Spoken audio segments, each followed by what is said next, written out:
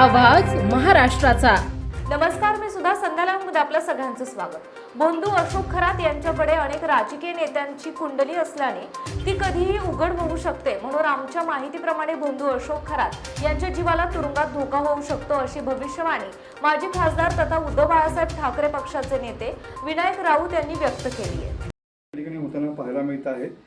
तर एकाच दिवशी अशोक खरातलाही असंच मारून टाकतील असं यशोमती ठाकूर म्हणतात, काय असं बघतात? माझं पण सुरुवातीपासून स्टेटमेंट तेच आहे, अशोक खरातचं कदाचित तुरुंगामध्ये सुद्धा अंत घडवून आणू शकतात, कारण त्या अशोक खरातच्या फायली आता ओपन सुरुवात झाल्यानंतर अनेक राजकीय नेते हे त्याच्यामध्ये एकेकाचं कारनामे उघड होत जातील।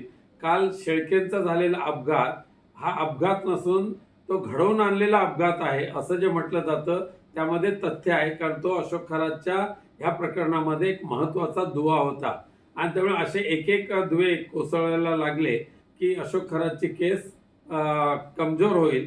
आज सुद्धा अशोक खरातच्या मूळ डायरीतले अनेक राजकीय नेते हे तुरुंगामध्ये किंवा ते SIT कडे अद्याप त्यांना का बोलवण्यात आलेलं नाही।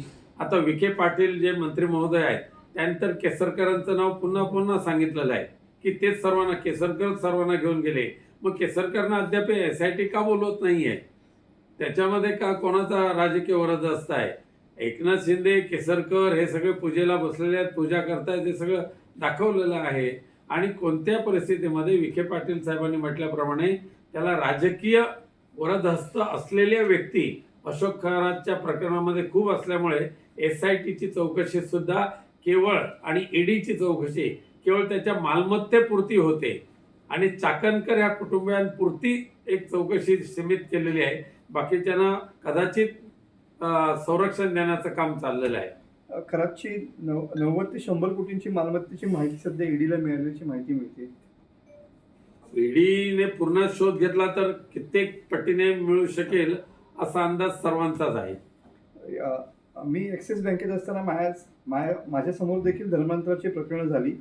धर्मांतर प्रकरणावरून अमृता फडणवीस यांनी दावा केलेला आहे आणि वरिष्ठांनी त्याची तात्काळ दखल घेत ॲक्शन देखील घेतली असं म्हटलेलं आहे। देवेंद्र फडणवीस साहेबांच्या या राज्यामध्ये धर्मांतराची प्रकरणं होणं हे खऱ्या अर्थाने सध्याच्या भाजपाच्या शासनकर्त्यांना लाजिरवाणी गोष्ट आहे। त्यांच्या या कारकिर्दीमध्ये पूर्णपणे हा महाराष्ट्र व्यसनाच्या आहारी जातोय का, ड्रग्जचा एक अड्डा बनतोय का? आता काल सुद्धा गुजरात, पंजाब, राजस्थान इथले पोलीस पश्चिम महाराष्ट्रामध्ये आलेले आहेत आणि पश्चिम महाराष्ट्र हा ड्रग्जचा निर्माण करणारा एक हब होत आलेला आहे अशा पद्धतीची बातमी जी पसरलेली आहे त्यामध्ये तथ्य आहे।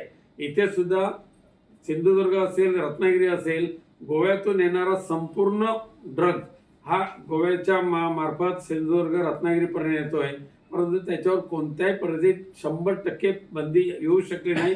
हे दुर्दैव सध्याच्या राज्यकर्त्यांचं आहे। विधान परिषद निवडणूक या ठिकाणी होते आहे। उद्धव ठाकरे गटाकडून देखील उद्धव ठाकरेंचं नाव असेल तरच आपण सपोर्ट करू असं भूमिका महाविकास आघाडीची पाहायला मिळते, कसं बघतो? आम्ही पण सर्वांनी विनंती केलेली आहे माननीय उद्धव साहेबांना, त्यांनी पुनश्च एकदा विधान परिषदेचं सदस्यत्व घ्यावं अशा पद्धती इच्छा आमच्या सर्व नेत्यांची आहे। आम्ही त्या पद्धतीने त्यांना विनंती केलेली आहे। तुमचं पण नाव आघाडीवरती असलेलं पत्रकारांनी आणलेलं आहे आघाडीवर, अर्थात उद्धव साहेबांच्या मनात असेल ते होणार। शिंदे गटाकडून सुद्धा 6 जण इच्छुक आहेत असे नावं कळत आहेत, कसं बघता? म्हणजे शिंदे गटाबद्दल मला काही बोलायचं नाही, कारण आता मागच्याच आठवड्यात तुम्ही सोलापूरमध्ये एकमेकाच्या उरावर कसे बसलेत ते पाहिलंय तुम्ही। सगळ्या खासदारांना, नेत्यांना जावं लागलं आणि थोडं शांत करावं लागलं, त्यामुळे शिंदे गटाचं अस्तित्व आता खूप धोक्यात येत चाललेलं आहे। प्रवीण दरेकरांना कॅबिनेट दर्जा मिळावा अशी म्हणजे असं सूचक वक्तव्य चंद्रकांत पाटील यांनी भाषणादरम्यान केलेलं पाहायला मिळतं, कसं बघता?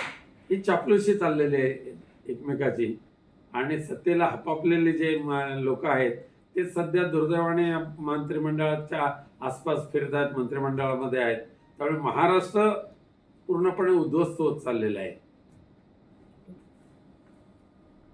ताज्या आणि महत्त्वपूर्ण बातम्या पाहण्यासाठी आजच आमच्या संध्या लाईव्ह न्यूज चॅनलला YouTubeवर सबस्क्राईब करा आणि बेल आयकॉन प्रेस करा।